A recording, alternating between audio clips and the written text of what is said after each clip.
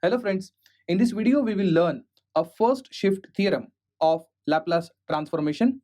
Along with that we will see a linearity property, and after this we will solve some numerical based on the same. Let us begin.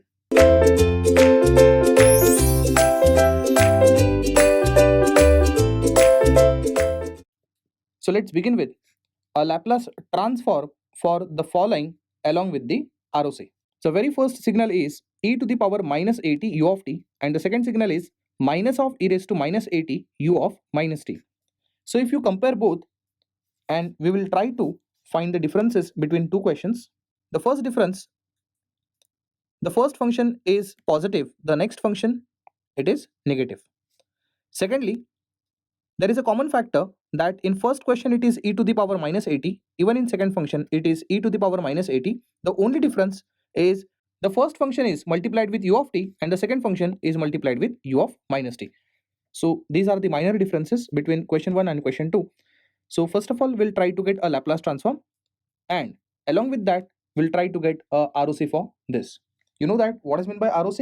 ROC stands for a region of convergence, that is set of values of sigma for which the Laplace transform will exist, or I would say the Laplace transform of the given function will have a finite value if the sigma is lying between the given range. So let us see. Start with the question number 1, that is e to the power minus at u of t.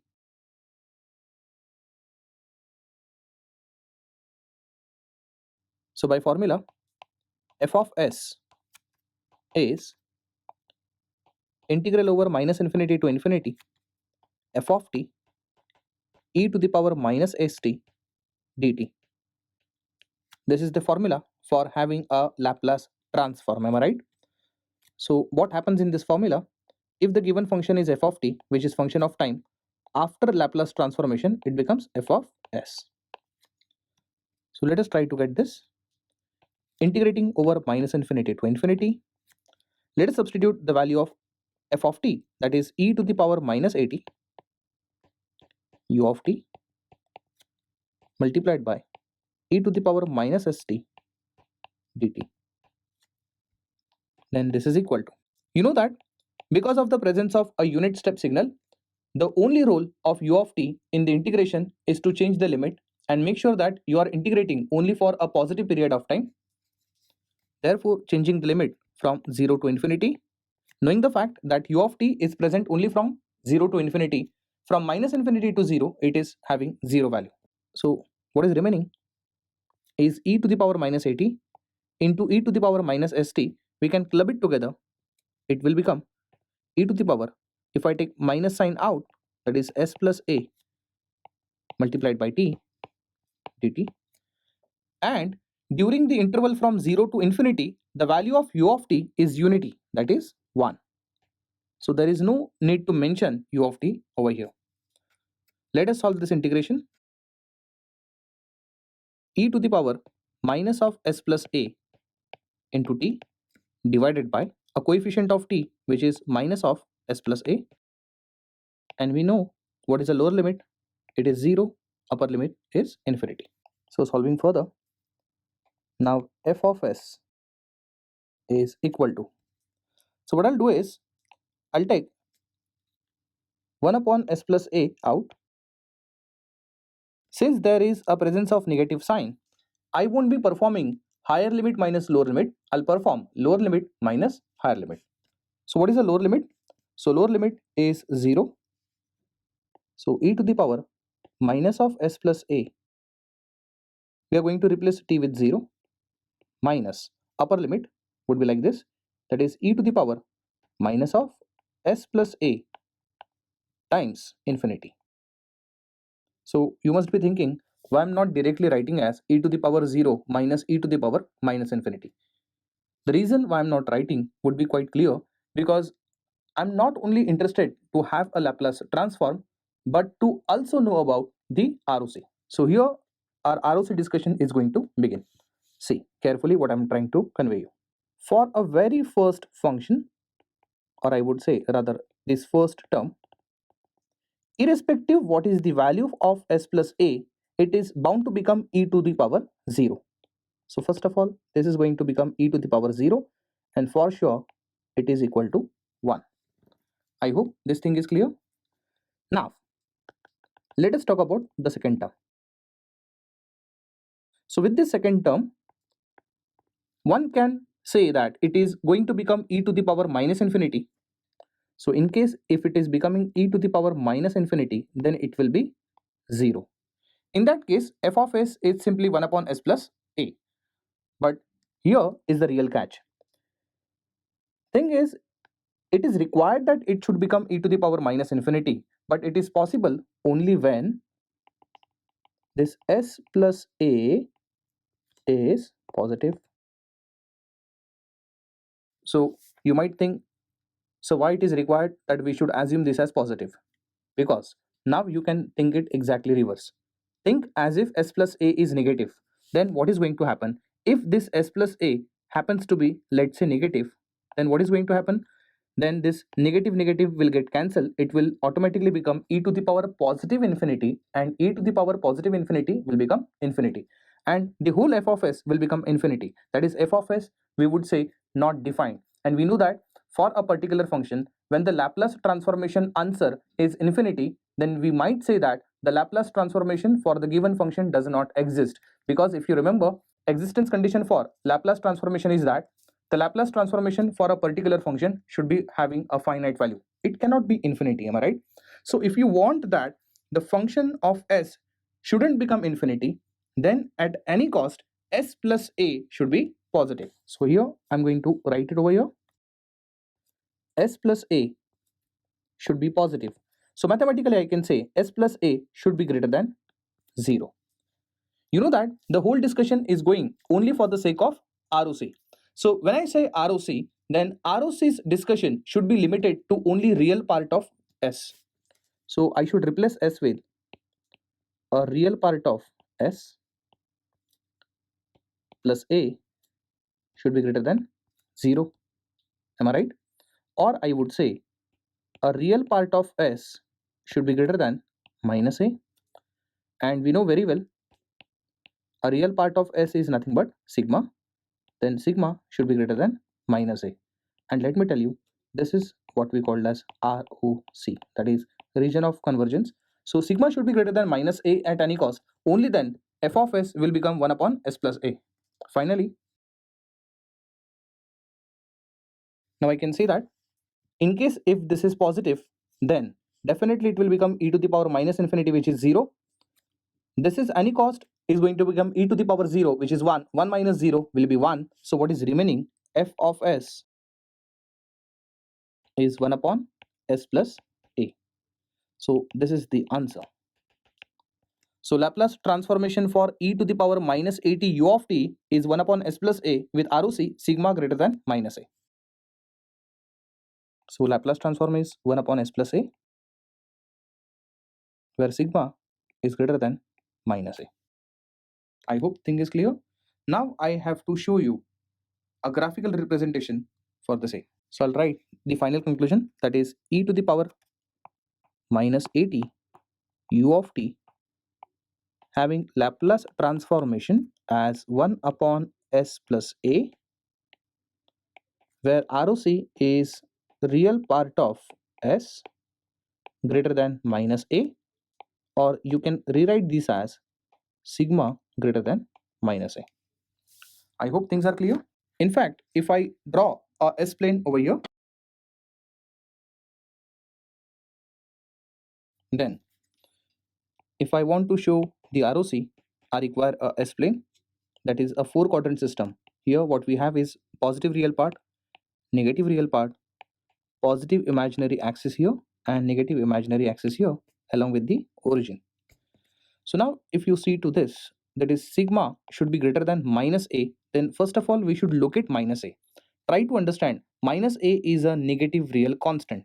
In that case, I need to locate minus a somewhere over here. Am I right? Secondly, how do you get this as minus a? Can I say by equating denominator to 0. So whenever we have a function of s and whenever you equate denominator to 0, what you really get is poles. So this minus a is nothing but So here we are going to conclude that ROCs are always related to pole and not related to zeros. Secondly, now when I say sigma greater than minus A, then I should show you ROC like this.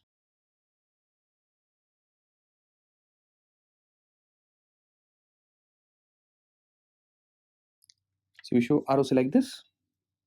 Please remember, the region of convergence never include a pole. I repeat, a region of convergence never include a pole. So while drawing ROC, as you can see around the pole, I have taken a small dent over here.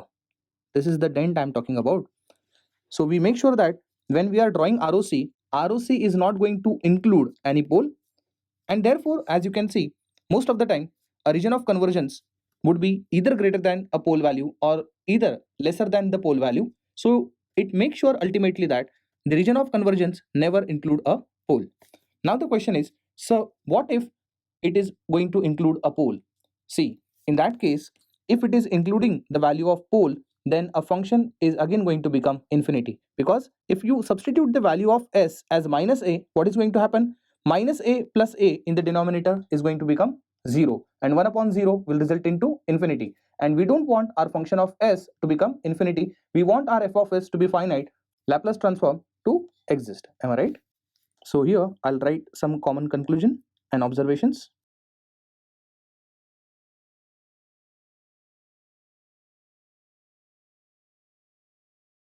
So by observation, just try to answer that ROC is towards right part or towards left part.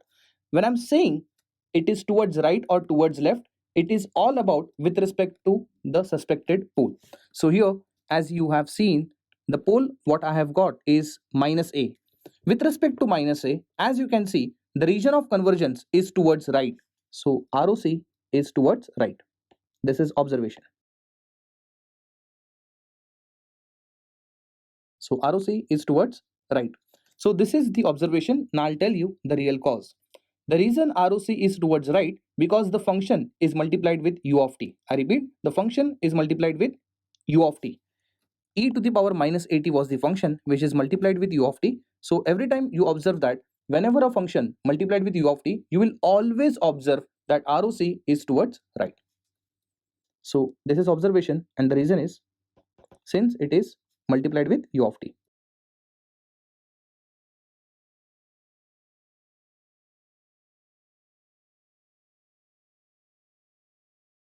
One more I want you to observe. That observation I'm not going to write it in text, but I'll show you graphically. If you see a pole value, it is minus a. This is the pole I'm talking about. This is minus a. And if you see the exponent of e, this is also minus a. That is a coefficient of t. So please remember, whenever we are having some exponential function, then this negative power, then the coefficient of t is nothing but a pole. So this t coefficient is minus a, which will always indicate a pole. So definitely we will solve more numerical, and I'll keep on observing this, I'll keep on concluding this, and then it will give you the equal power to identify. Let us start with the next sum. So next sum was minus of e to the power minus at u of minus t. Now if you observe, the only difference between question 1 and question 2, in question 2 the function is given, it is negative, and again it is having a common function, that is e to the power minus at, but this time it is not multiplied with u of t, it is multiplied with u of minus t. We will see what happens when it is multiplied with u of minus t. Let us start with the formula first.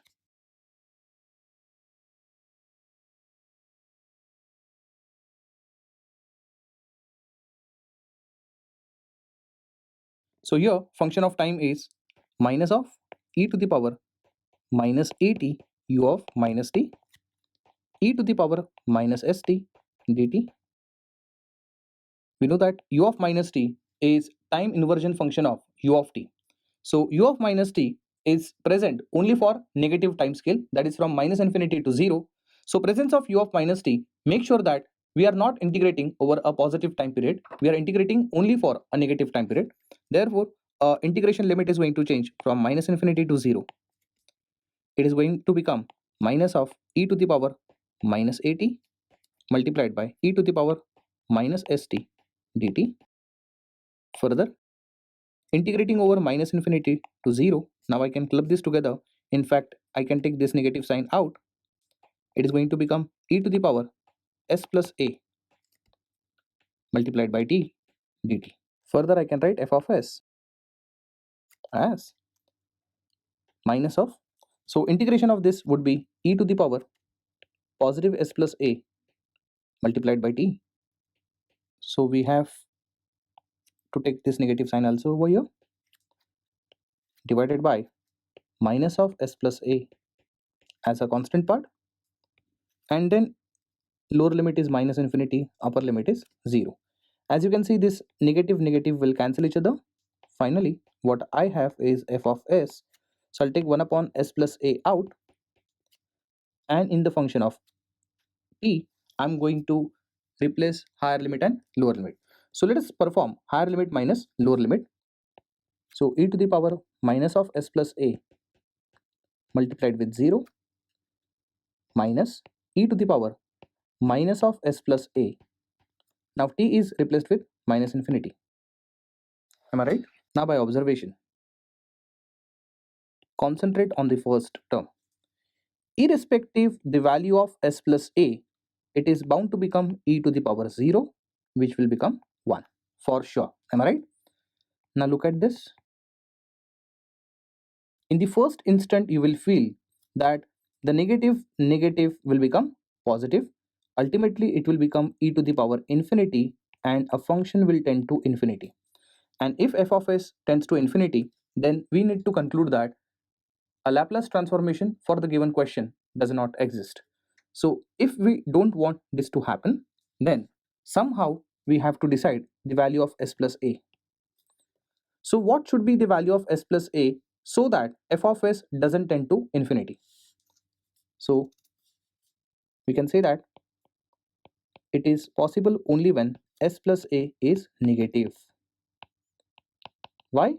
Because imagine if this s plus a happens to be negative, negative negative will become positive, and it will become e to the power minus infinity only, and it will become 0. And f of s would be a finite one, that is 1 upon s plus a only.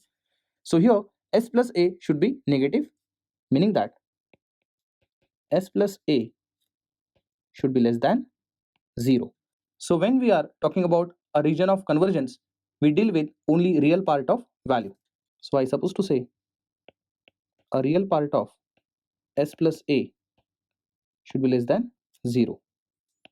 That is a real part of s. Let me tell you, a is already a real value. So this should be less than minus a. Or I can say that sigma should be less than minus a. And now this is what we called as ROC, that is region of convergence, that is set of values of sigma for which the given f of s is finite. Finally, I can write my f of s as 1 upon s plus a with ROC sigma less than minus a. So let us write it finally. So whenever we have a function minus of e to the power minus at dot u of minus t, then its Laplace transformation is 1 upon s plus a, where sigma is less than minus a. Is that right? Or we can write this way. Sigma means a real part of s should be less than minus a. I hope things are clear. Now, let's say we have a negative sign here, and if I don't want this negative sign, you can very well shift it to right hand side, and you can write this way. If you have e to the power minus at u of minus t without negative sign, then Laplace transform would be same, that is minus of 1 upon s plus a with ROC value to be same, that is sigma less than minus a.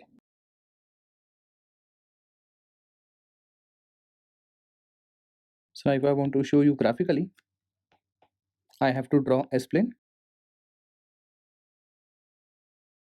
So as you can see, ROC is the area bounded by a pole minus a, and it is less than minus a. So first of all, I need to locate minus a a is a real value and minus a is a negative real value, definitely minus a would be this. So pole is located at minus a, and if we are claiming that ROC is less than minus a, then ROC can be drawn like this.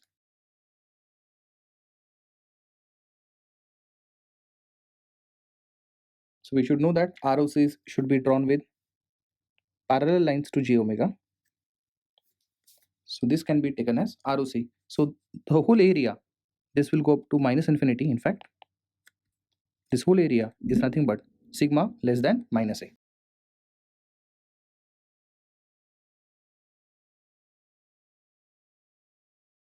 So now we will see observation that ROC is towards left hand side.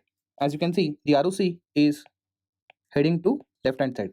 In last sum, ROC was heading towards right hand side. When I say left and right, it is with respect to the pole. So here ROC is towards left hand side. This is the observation, but the real reason behind it is that the given function e to the power minus at was multiplied with u of minus t. So we would say, since the given function was minus of e to the power minus at was multiplied with u of minus t.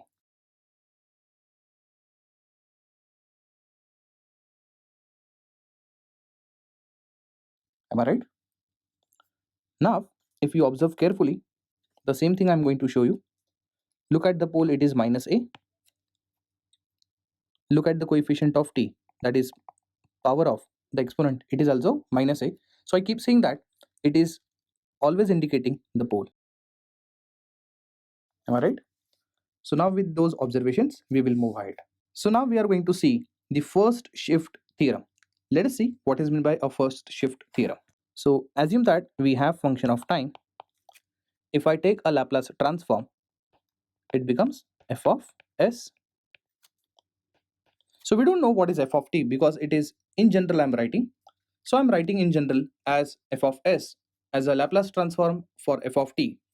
Since we don't know what is f of t, we don't know what is f of s, so we don't know even what is ROC.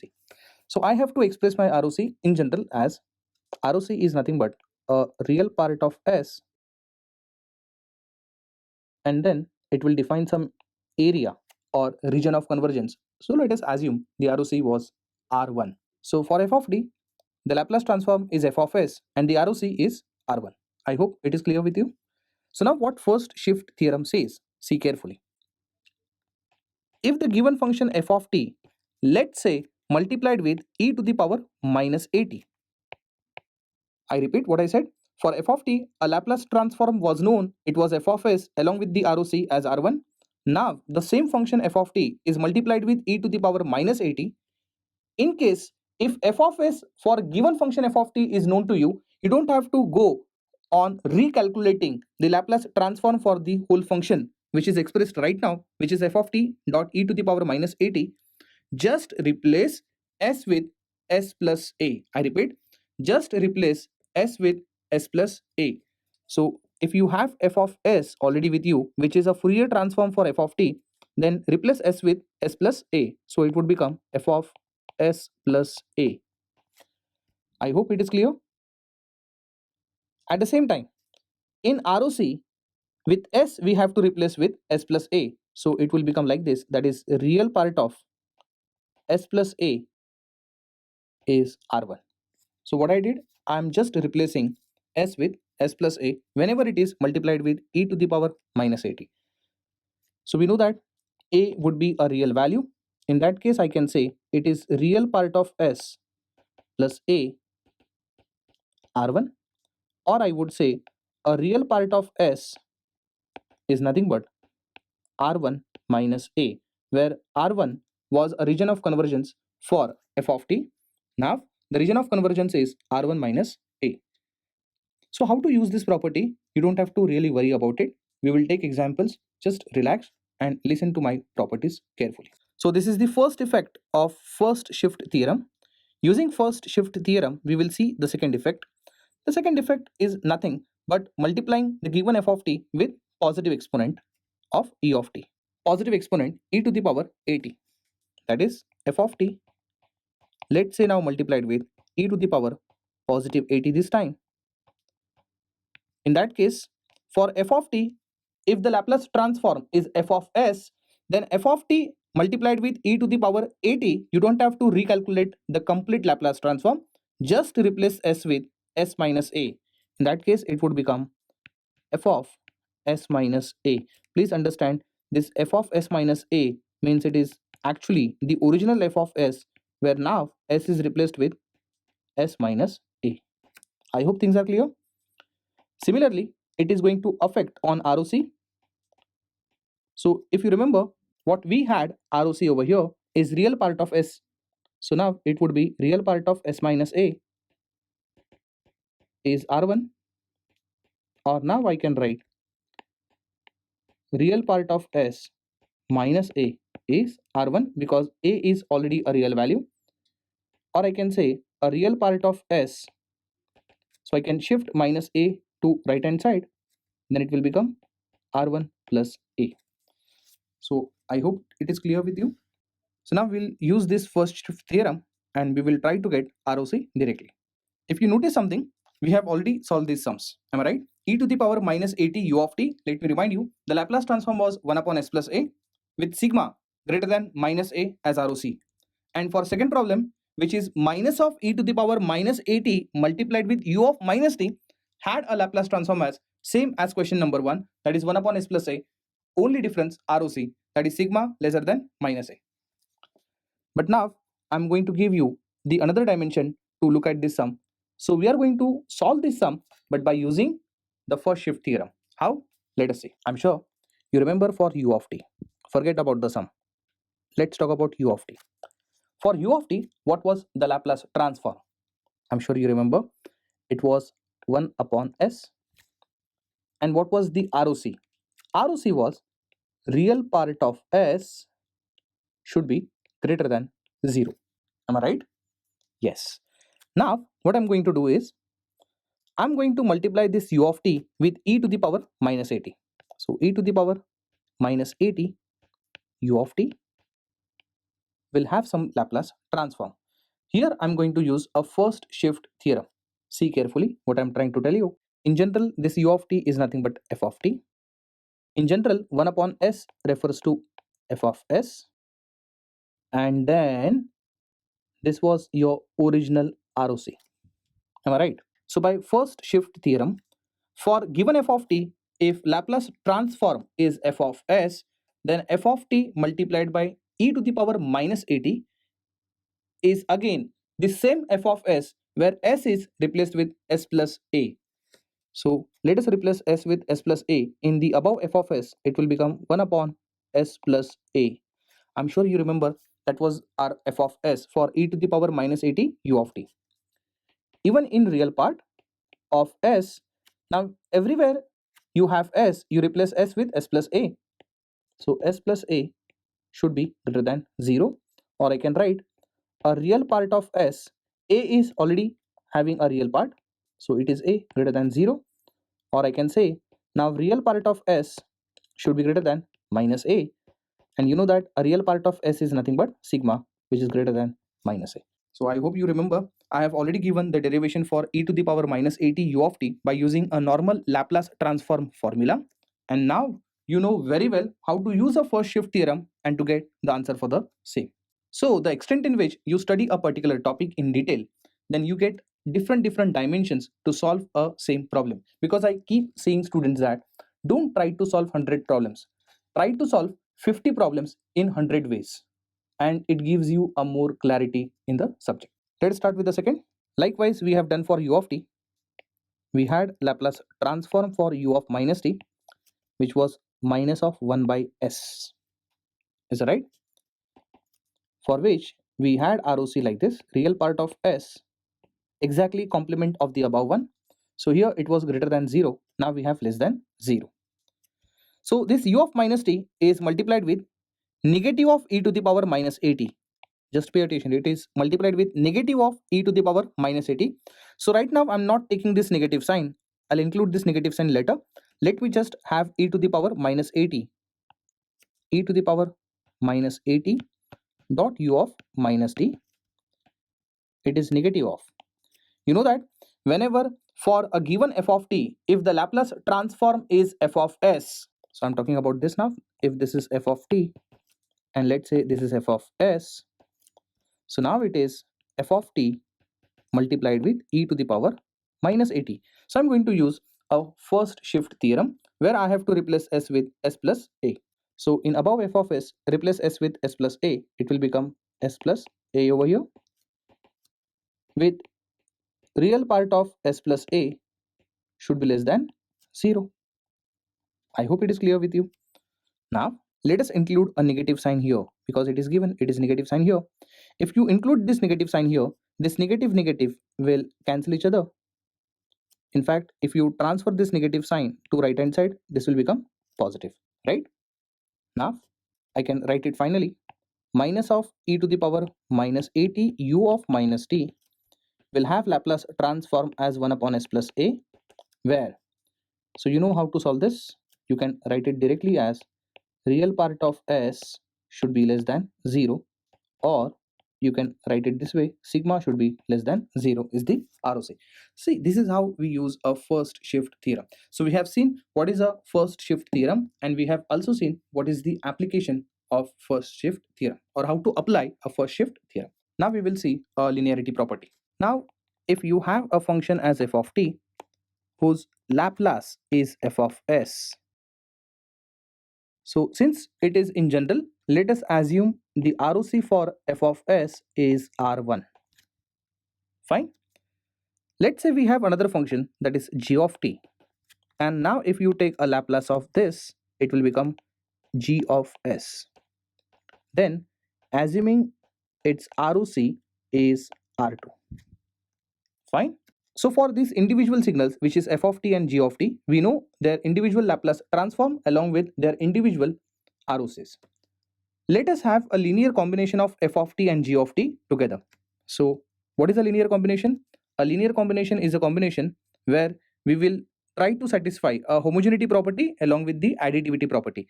So what I'm trying to tell you is, let me write f of t as a1 times f of t plus a2 times g of t. So now this is a linear combination of f of t and g of t together. So now its Laplace transform would be, since a1 is constant, so I will write a1 as it is. For f of t, we have Laplace as f of s plus a2 is another constant, and Laplace of g of t is g of s. So now we know how to take a Laplace for a linear combination of two different signals. Now the question is how to define about ROC, because ROC for f of t and g of t were different. But now this f of t and g of t are clubbed, so their ROCs are also going to get clubbed. But in what way? Just pay attention. Now the ROC would be a common ROC between R1 and R2. I repeat, it would be a common ROC between R1 and R2. In mathematics, we write like this, that is R1 intersection with R2. So please remember, let's say we have two signals having individual ROCs as R1 and R2. If we write a linear combination for two signals, then effective ROC of this combination of signal would be a combination of two ROCs together. That is nothing but a common ROC. Mathematically, it is R1 intersection with R2. So we'll understand this, how do we use in the next video. Thank you.